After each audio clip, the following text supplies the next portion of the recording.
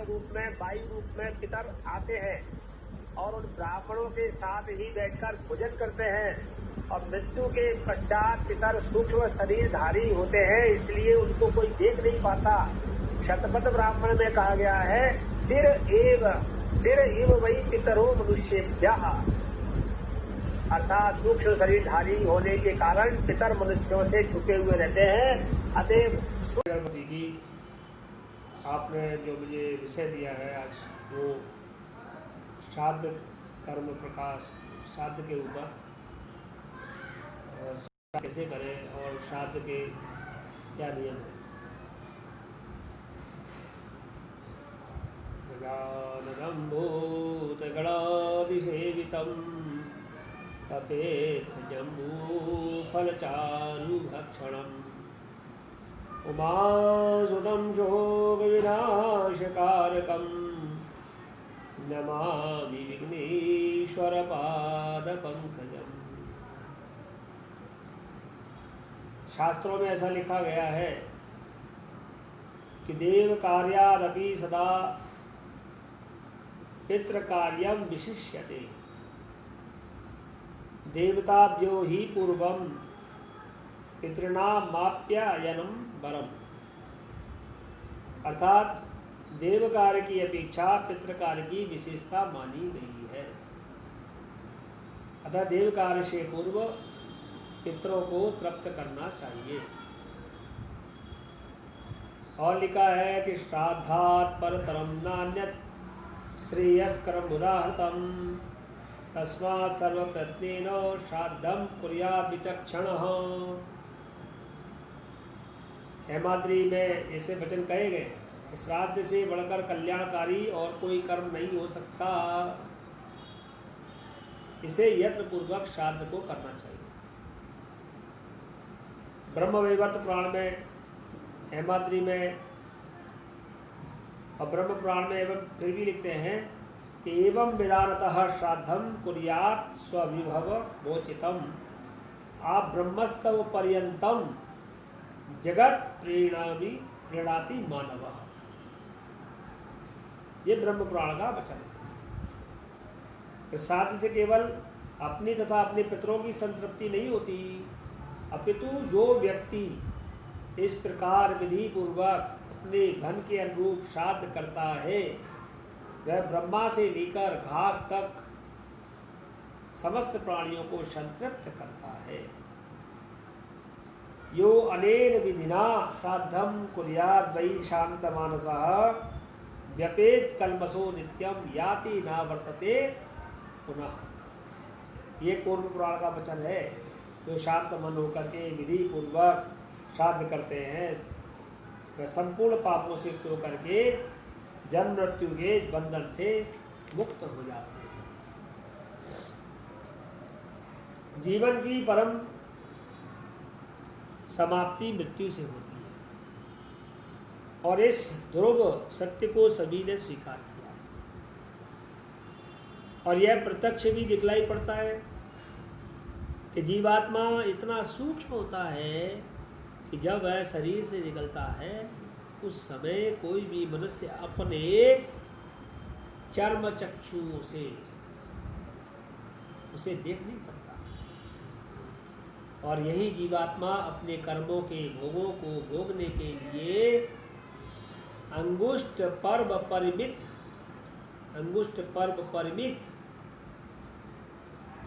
अतिवाहिक सूक्ष्म, इससे बहुत छोटा शरीर धारण करता है।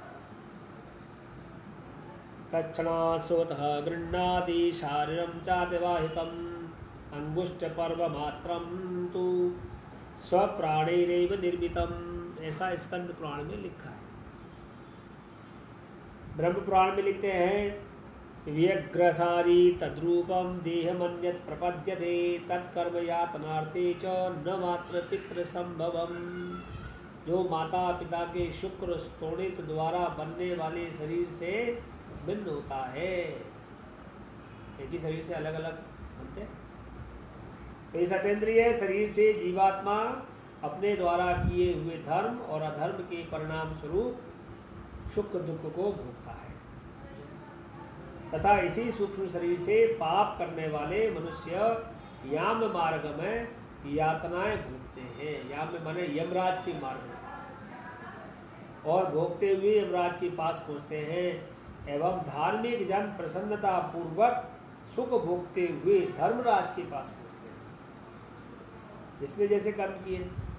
साथ ही वह बात भी ध्यान रखने योग्य होती है, केवल मनुष्य ही मृत्यु के पश्चात अतिवाहिक सूक्ष्म शरीर धारण करते हैं। अन्य प्राणियों को यह सूक्ष्म शरीर प्राप्त नहीं होता। वे तो तत्काल दूसरी योनि में जन्म लेते हैं। पशु, पक्षी, त्रियक, नाना योनियों में जो प्राण होते हैं वो सब मृत्यु के पश्चात, लेकिन जो प्राणी के प्राण होते हैं वो वायु रूप में विचरण करते हैं और किसी योनि विशेष में जन्म ग्रहण हेतु योनि के गर्भ में आ जाते हैं। केवल मनुष्य को अपने शुभ और अशुभ कर्मों का अच्छा बुरा परिणाम ये लोग और परलोक में भोगना होता है। आ गया है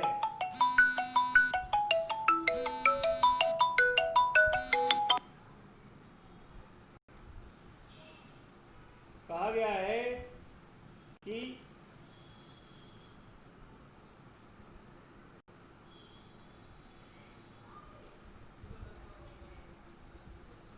मनुष्याः प्रतिपद्यन्ते स्वर्गं नरकमेव वा नैवान्ये प्राणिनः केचित् सर्वं ते फलभोगिनः शुभानाशुभानां वा कर्मणां भृगुनन्दनः संचयः क्रियते लोके मनुष्यरेव केवलं तस्मान् मनुष्यस्तु तो यमलोकं प्रपद्यते नान्यः प्राणी महाभाग फलयोनौ व्यवस्थितः। ये सब बातें विष्णु धर्मोत्तर पुराण में इस प्रकार से लिखी गई। तो अपने शास्त्रों पुराणों में मृत्यु का स्वरूप जो दिया गया है और उसके पश्चात प्राणी को जो जीव को भटकता है, जीव उसकी जो यातनाएं भोगता है याम मार्ग से, और जो शुभ कर्म करने वाला है वो धर्मराज के मार्ग को चला जाता है। और प्रत्येक प्राणी की इच्छा होती है एक पुत्र संतान को, क्योंकि शास्त्र में यह लिखा है पुन्ना मनरकात त्रायते इति पुत्रः। जो नरक से तारण करे, रक्षा प्राण मन रक्षा करे, वही पुत्र है। सामान्यतः जीव से इस जीवन में पाप और पुण्य दोनों होते हैं, और पुण्य का फल है स्वर्ग और पाप का फल है नरक। तो नरक में पापी को घोर यातनाएं भोगनी पड़ती हैं, और स्वर्ग नरक भोगने के बाद पुनः जीव कर्मों के अनुसार 84 लाख योनियों में भटकने लगता है, और पुण्य आत्मा मनुष्य योनि अथवा देव योनि प्राप्त करते हुए पापात्मा पक्षी, मृग, कीट, पतंग, त्रियक योनि को प्राप्त करते हुए अपने शास्त्रों के अनुसार पुत्र पौत्र आदि का कर्तव्य करता है। तो जो अपने माता पिता पूर्वजों के निमित्त श्रद्धापूर्वक कुछ ऐसे शास्त्रोक्त कर्म कहे गए हैं जिससे उन मृत प्राणियों के परलोक अथवा अन्य योनियों में उनको सुख की प्राप्ति हो। अतः श्राद्ध क्रिया इतनी सूक्ष्म है कि इन्हें संपन्न करने में अत्यधिक सावधानी की आवश्यकता है। इसके लिए इससे संबंधित बातों की जानकारी होना आवश्यक है। इस दृष्टि से श्राद्ध से संबंधित आवश्यक बातें हम जानते हैं कि क्या हमें सावधानी बरतनी चाहिए। श्राद्ध करने के लिए और भी शास्त्रों में क्या लिखा है, श्राद्ध की परिभाषा क्या है। श्रद्धया पितृन उद्देश्य विधिना क्रियते यत् कर्म तत् श्राद्धम। पितरों के उद्देश्य से विधि पूर्वक जो कर्म श्राद्ध से किया जाता है, श्रद्धा से किया जाता है, उसे श्राद्ध कहते हैं। श्रद्धार्थमिदं श्राद्धम। श्रद्धया कृतं संपादितं विदम श्रद्धया दीयते यस्मात् तत् श्राद्धम तथा शब्द के नाम से जाना जाता है। इसे ही पितृयज्ञ भी कहते हैं और जिसके वर्णन अनेक शास्त्रों में आए। मनुस्मृति, धर्मशास्त्र, पुराण, वीर मित्रोदय, श्राद्ध कल्पलता, श्राद्ध तत्वम, पितृदयिता, अनेक ऐसे ग्रंथ हैं जिनमें इनका वर्णन आया है। तो महर्षि पराशर के अनुसार देश काल पात्र के अनुसार हविष्यादि विधि द्वारा कर्म करना चाहिए। तिल, जौ और दरवा कुसा,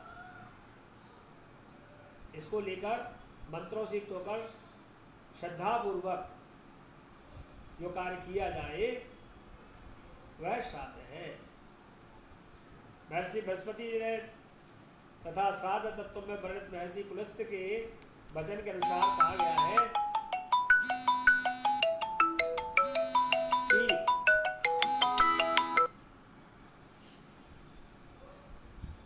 कर्म विशेष,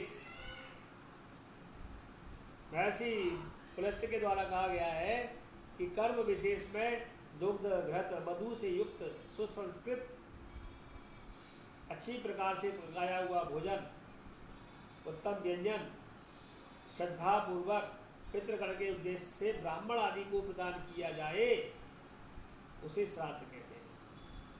इसी प्रकार ब्रह्म पुराण में लिखा है कि श्राद्ध का लक्षण लिखा है, देश काल पात्र में विधि पूर्वक श्रद्धा से पितरों के उद्देश्य से जो ब्राह्मण को दिया जाए उसे श्राद्ध कहते हैं। तो गाय और ब्राह्मण दो को अधिकार है श्राद्ध का, दो के माध्यम से आपके पितर लेते हैं।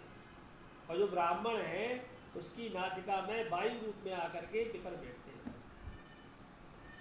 अतः वो ब्राह्मण कैसा हो, नित्य संध्या वंदन आदि करने वाला हो, नित्य गायत्री जपने वाला ब्राह्मण हो, ऐसे ब्राह्मण के द्वारा श्राद्ध कर्म को किया जाता है।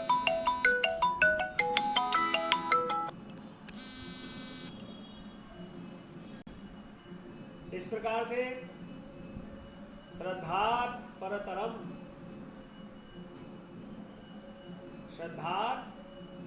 परतरम नान्यच्छेद श्रेयस्करम मुदाहतम तस्मात् सर्वप्रत्येन श्राद्धम कुर्यात् विचक्षणः। अर्थात इस जगत में श्राद्ध से श्रेष्ठ अन्य कोई कल्याणप्रद उपाय नहीं है। अतः बुद्धिमान मनुष्य को यज्ञ पूर्वक श्राद्ध करना चाहिए। इतना ही नहीं, श्राद्ध अपने अनुष्ठाता अर्थात आयु को बढ़ाता है, पुत्र प्रदान करता है, कुल की परंपरा को अक्षुण्ण रखता है, धन धान्य का अंबार लगा देता है, शरीर में बल और उसका संचार करता है, पुष्टि प्रदान करता है, यश का विस्तार करता है। श्राद्ध से मुक्ति के विषय में कहा गया है, आयु प्रजाम धनम विद्याम स्वर्गम मोक्षम सुखानि च गच्छन्ति तथा राज्यम पितरः श्राद्ध तर्पिता। जो पितर श्राद्ध से संतुष्ट हो जाते हैं वो पितृगण श्राद्धकर्ता को दीर्घ आयु, संतति, धन, विद्या, राज्य, सुख, स्वर्ग आदि मोक्ष सब कुछ प्रदान करते हैं।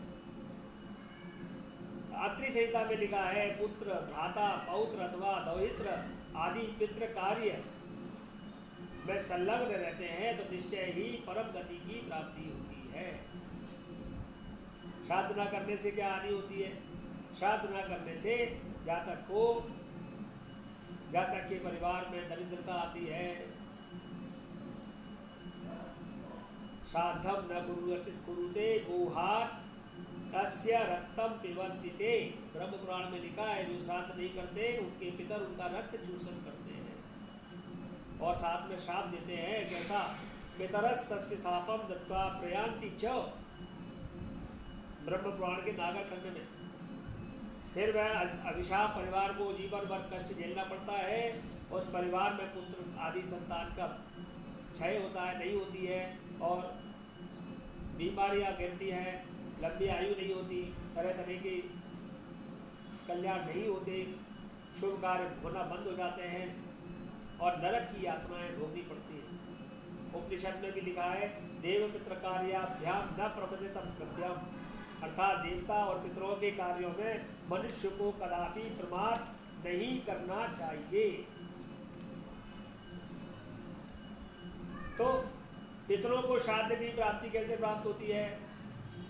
पितरों को श्राद्ध जो प्राप्त होता है वो एक तो मैंने कहा कि वो वायु मार्ग से आकर के और मनुस्मृति में लगा है कि सात निमित्त जो ब्राह्मण पितर गुप्त रूप में निवास करते हैं, ब्राह्मण की प्राण वायु की भांति उसके चलते समय, बैठते समय, उठते समय उसके साथ प्राण वायु के साथ लग जाते हैं।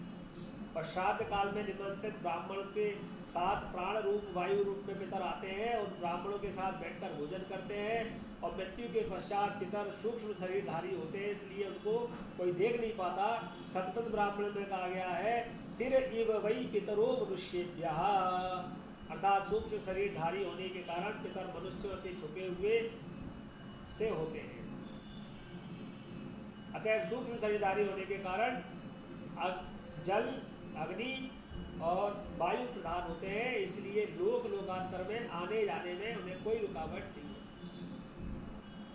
और वो जो आप उनका श्राद्ध करते हैं वो उस समय वो नागादि योनियों से वायु रूप में, यक्ष योनि में, अन्य योनि में, पशु योनि में आकर के वो अपना श्राद्ध करते हैं। जैसे कहा गया है कि गौशाला में बंधी हुई गाय को बछड़ा अपनी माँ को तुरंत पहचान लेता है या गाय अपने बछड़े को पहचान लेती है, उसी प्रकार से पितर भी अपने वंशजों के द्वारा दिए गए अन्न आदि को पहचान लेते हैं और वहाँ पहुँच जाते हैं और वो भोजन ग्रहण कर लेते हैं। तो इस प्रकार से श्राद्ध में श्रद्धा भाव और उनके नाम आदि से किए गए कर्म, और विशेष करके कर्म में किसी प्रकार, क्योंकि जो पितर होते हैं वो कर्म की प्रधानता होती है, देवता होते हैं वो भक्ति से प्रसन्न होते हैं और पितर होते हैं वो कर्म से प्रसन्न होते हैं।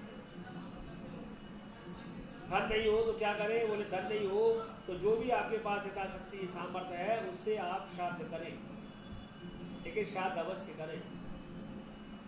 लेकिन श्राद्ध के लिए धन की सड़ता छोड़ करके श्राद्ध करें, अर्थात जैसे आपके पास सामर्थ्य तो है लेकिन आप कर नहीं रहे, ये दोष लगेगा। लेकिन सामर्थ्य नहीं है और फिर करना भी सामर्थ्य से अधिक कर्ज लेकर के भी नहीं करना चाहिए, उसमें भी दोष लगा है। उसमें कहा गया है कि जितना सामर्थ्य हो उसके अनुसार करना। अगर नहीं है तो काष्ठ आदि, लकड़ी आदि बीन करके कुछ धन इकट्ठा करके उससे श्राद्ध करना। और फिर भी ना हो तो एक ब्राह्मण की कथा आई है कि एक ब्राह्मण, एक व्यक्ति धन के अभाव में अत्यंत दुखी था और उस दिन उसके पूर्वज का श्राद्ध था और वो इसके पास पैसा नहीं था, तो वो शाक आदि भी नहीं खरीद सकता था जिससे कि वो श्राद्ध कर सके। तब उसके दुखी मन को एक ब्राह्मण ने देखा और उसने कहा कि भाई क्यों दुखी हो रहे हैं? तो उसने कहा भाई कुतुब काल बीता जा रहा है, क्योंकि श्राद्ध जो है कुतुब काल में किया जाता है, तो कुतुब काल बीता जा रहा है और मेरे पास श्राद्ध करने के लिए कुछ भी नहीं है और मेरे पितर जो है वो इस समय अतृप्त रह जाएंगे। तो उन्होंने सलाह दी कि देखिए कुतुब काल न बीत जाए, इसलिए सबसे अच्छा तरीका है इस समय जो हरी हरी घास लगी है उसे काटो और अपने पितरों के रूप में गाय को खिला दो, तो तुम्हारे पितर उसको ले करके और तृप्त हो जाएंगे। तो उस व्यक्ति ने उस समय हरी घास काटी और जो घास सामने लगी हुई थी और उस गाय को खिला दी और उसके पितर जो है तृप्त हुए और उसको आशीर्वाद दे करके चले गए। तो ऐसा कहा गया है कि जरूरी नहीं है कि आपके पास उस समय संसाधन हो, धन हो, ये कोई ज़रूरी नहीं है। जो भी आपके पास समय पर उपलब्ध हो उसी से आप श्राद्ध कर सकते हैं। एतत् पुण्य प्रसादेन गतोसौ सुर मंदिरम, ऐसा कहा गया है। परिस्थितियाँ आ जाती है तो घास का मिलना भी संभव नहीं होता, तो श्राद्ध कैसे करें? यह समाधान तो कहा गया है कि देश काल पात्र के अनुसार, अर्थात पितृगण मेरे पास श्राद्ध पूर्वक सदा धन तो है, धान्य आदि नहीं है, तो श्रद्धा भक्ति से ऐसा कहा गया कि अगर ऐसा हो तो जैसे कोरोना काल चल रहा है तो धन के निमित्त निष्क्रिय द्रव्य, मतलब भोजन के निमित्त निष्क्रिय द्रव्य निकाल करके भी किसी ब्राह्मण को अन्न के साथ संकल्प कर सकते हैं और कुछ अन्य जो है गाय को खिला सकते हैं। अभी अमावस आदि आ रही है तो इसमें आप अमावस में अपने जैसे आप किसी को बुला करके पूरे परिवार को भोजन कराते हैं तो उसके निमित्त एक भोजन की किट बना करके आटा, चावल, दूध, मूली आदि जो भी पदार्थ श्राद्ध के होते हैं वो सब एक किट बना करके आपके जो अपेक्षित ब्राह्मण हैं आप उनके घर पहुंचा सकते हैं। और कुछ निमित्त गाय को खिला सकते हैं, चाहे हरा घास ही खिला दें तो गाय को खिलाइए और ब्राह्मण के घर में भोजन आदि की किट के रूप में आप भेज दीजिए दक्षिणा के साथ, तो वह श्राद्ध भी आपके पितरों के लिए मान्य होगा। तो इस प्रकार से पितृपक्ष में श्राद्ध करना चाहिए और श्राद्ध आवश्यक अंग है। श्राद्ध से हमारे पितरों की मुक्ति होती है, क्योंकि केवल ये मनुष्य योनि ही है जो कि अपने कर्मों को भोगने के लिए प्राणवायु के रूप में कहीं ना कहीं स्थित होती है। और इसीलिए इनका जो गमनागमन है उस क्रिया के बीच में ये सदैव अपने वंशजों के पास आते जाते रहते हैं और वो अपने बुभुक्षा शांति के लिए, तृप्ति के लिए जल और अन्न आदि की अपेक्षा करते हैं। और जो जो हमारा श्राद्ध कर्म का काल है वो केवल आश्विन मास में ही ये जो 16 दिन होते हैं, पूर्णिमा से लेके और आश्विन शुक्ल प्रतिपदा तक, मतलब माता मास श्राद्ध तक, ये 16 दिन का ही यह काल होता है। ऐसा कहा गया है शास्त्रों में कि सूर्य कन्या राशि में आ जाते हैं, इसलिए कन्यागत होने के कारण कनागत कहा गया। और कहीं कहीं शास्त्रों में कहा गया है कि जब राजा कर्ण जो है वो जो दुर्योधन के जो कर्ण है महाभारत के, वो जब उन्होंने बहुत दान किया लेकिन उन्होंने अन्न दान नहीं किया, जब वह इस लोक से चले गए तो वहाँ पर उनको भोजन के लिए अन्न नहीं मिला। तो उनसे कहा कि भाई आपने अन्नदान नहीं किया है, इसलिए आप वापस मृत्युलोक में जाइए। तो वह 16 दिन के लिए यहाँ पर आए और 16 दिनों में उन्होंने अपने पूर्वज आदि के लिए गया तीर्थ में बहुत प्रकार के अन्नदान किया। और उस अन्न के दान के समय जो 16 दिन वो यहाँ रहे, इसलिए कहा गया कर्णागत, कर्ण यहाँ आए थे इसलिए इसका नाम कर्णागत भी हो गया।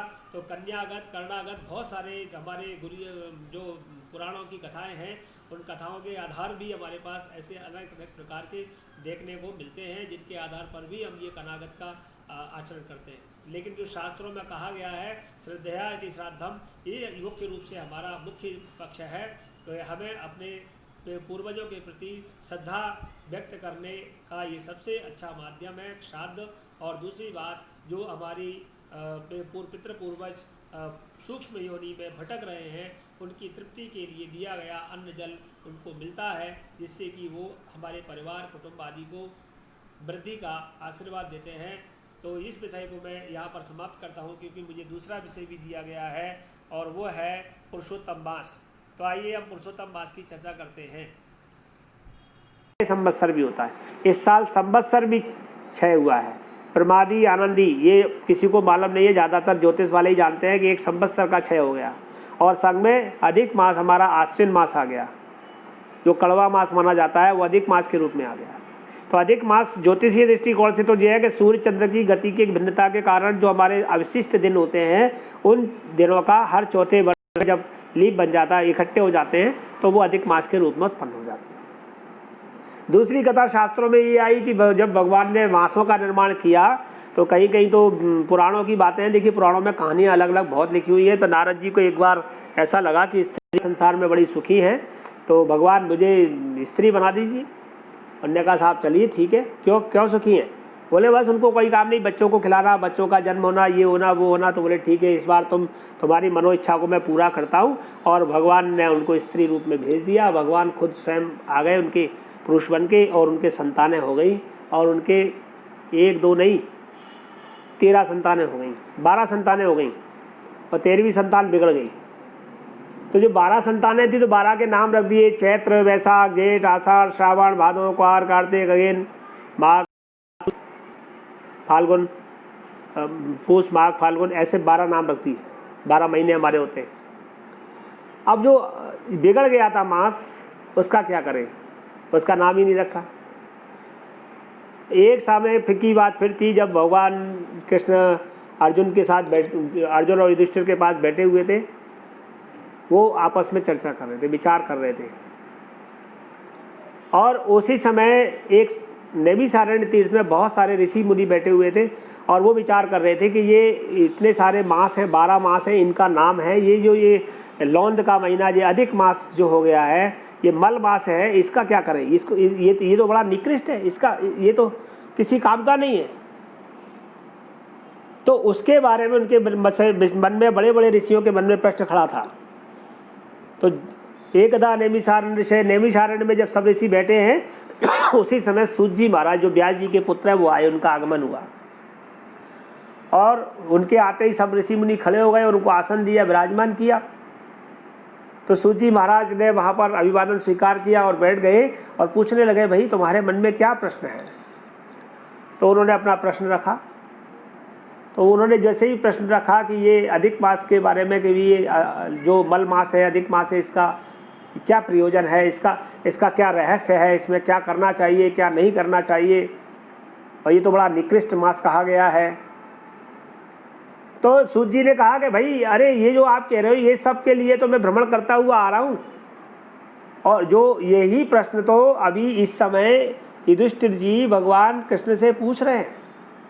अच्छा, बोले हाँ। तो भगवान कृष्ण से युधिष्ठिर जी पूछ रहे थे कि ये प्रभु आपने ये सब रहस्य बताया, लेकिन ये जो अधिक मास मल मास है इसका रहस्य क्या है।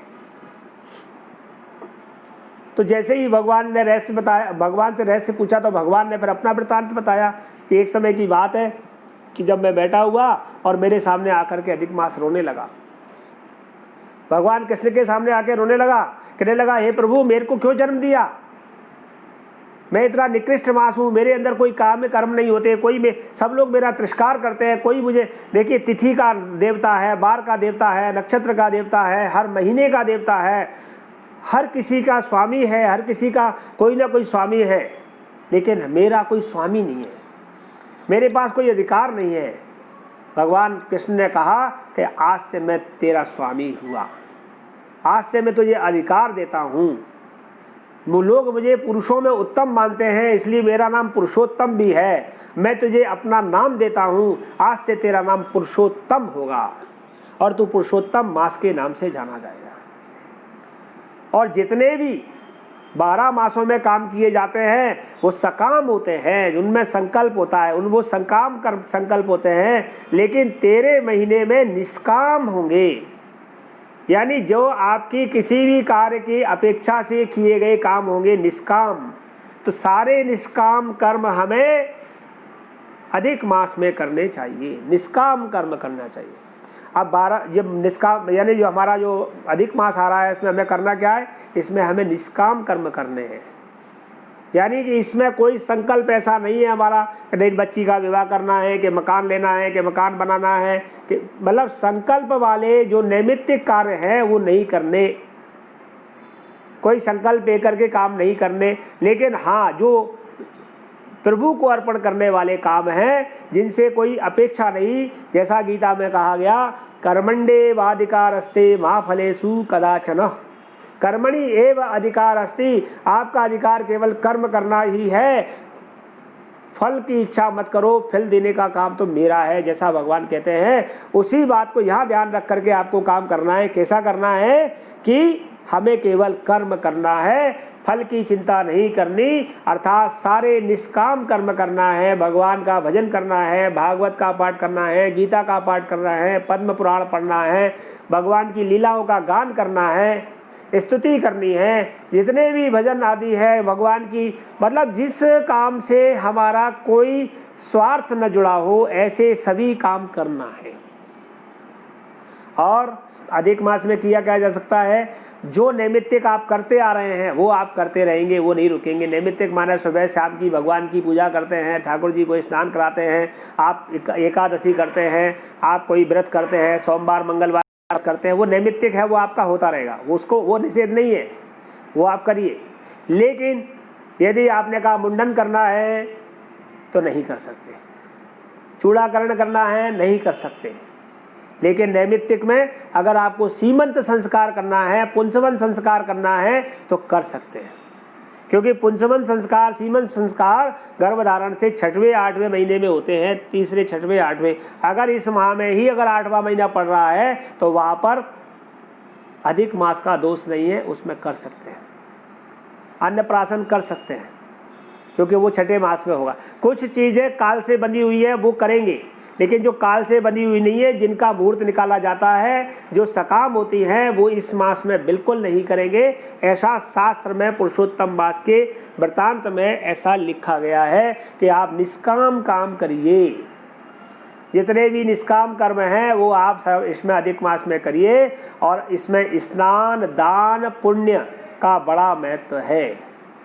यानी प्रतिदिन सुबह स्नान, जल्दी स्नान करना, तुलसी की पूजा करना, विष्णु भगवान का, पुरुषोत्तम माने भगवान विष्णु, भगवान विष्णु का पूजन करना, भगवान विष्णु का व्रत करना, शाकाहार का सेवन करना, सात्विक दिनचर्या को उपयोग करना, अपने भौतिक संसाधनों को त्याग करना और भगवान पुरुषोत्तम के ओम नमो भगवते वासुदेवाय, ओम नमो नारायणाय, इस मंत्र का अधिक से अधिक जाप करना।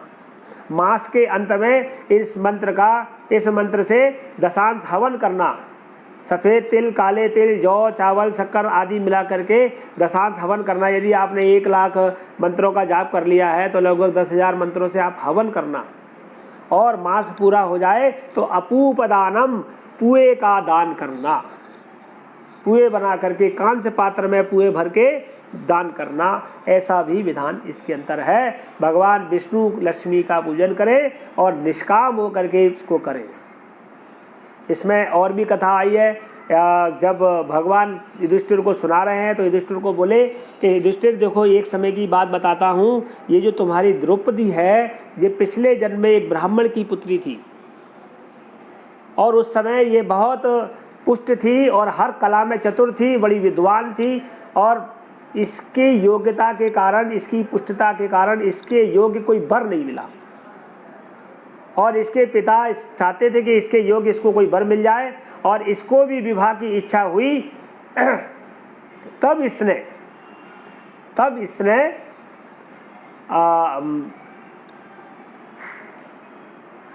विवाह की इच्छा करी, लेकिन कुछ समय पश्चात इसके पिता जो है वो शांत हो गए।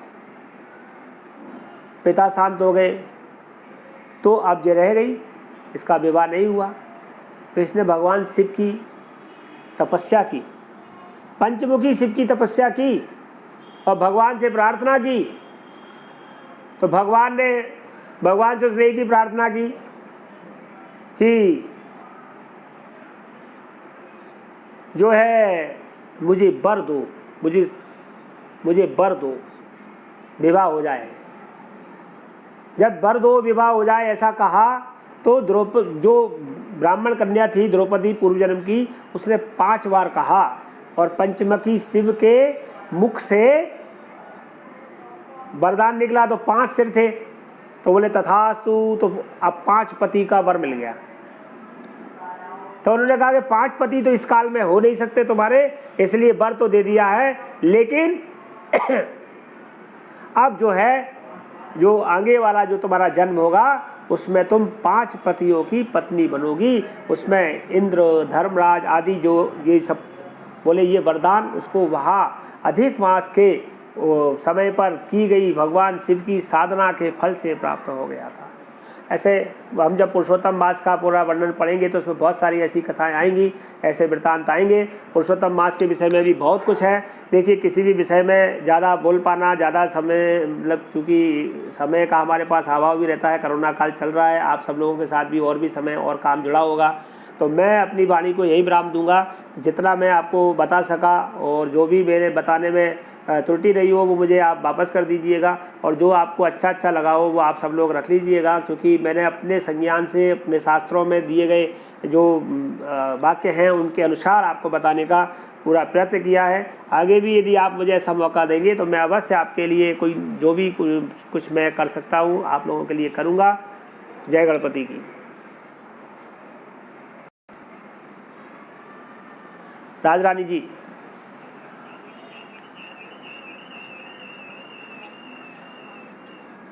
मेरा का जी जी जी जी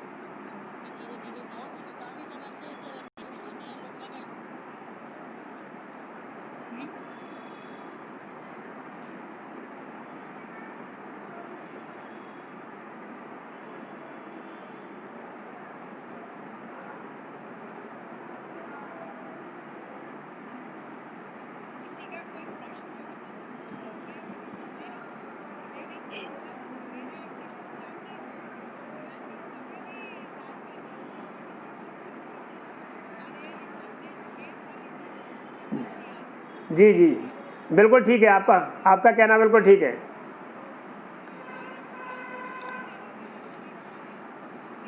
हाँ, वैसे वैसे तो ज़्यादातर कभी भी दिया जा सकता है, लेकिन अंत में लिखा हुआ है कि चूंकि किसी चीज़ का उद्यापन मानते हैं, तो उद्यापन के रूप में अंत में अंतिम के 5 दिन जो बड़े महत्वपूर्ण होते हैं, पचवी का जिनको कहते हैं। ओके, हाँ जी जी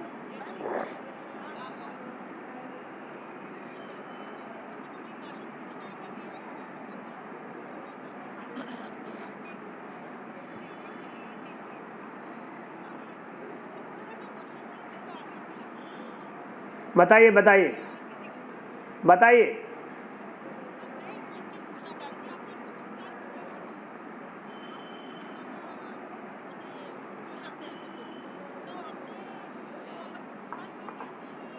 नहीं, कुतुब कुतुब अपने को उर्दू लग रहा है, ऐसे कई शब्द हैं हमारे संस्कृत में जो हमको उर्दू लग सकते हैं, लेकिन वो उर्दू नहीं है, एक्चुअल में संस्कृत ही है। जी जी नहीं नहीं, कुतुब कुतुब काल कुतुब नहीं है, कुतुब कुतुब। हाँ कुतुब, हाँ प है, हाँ।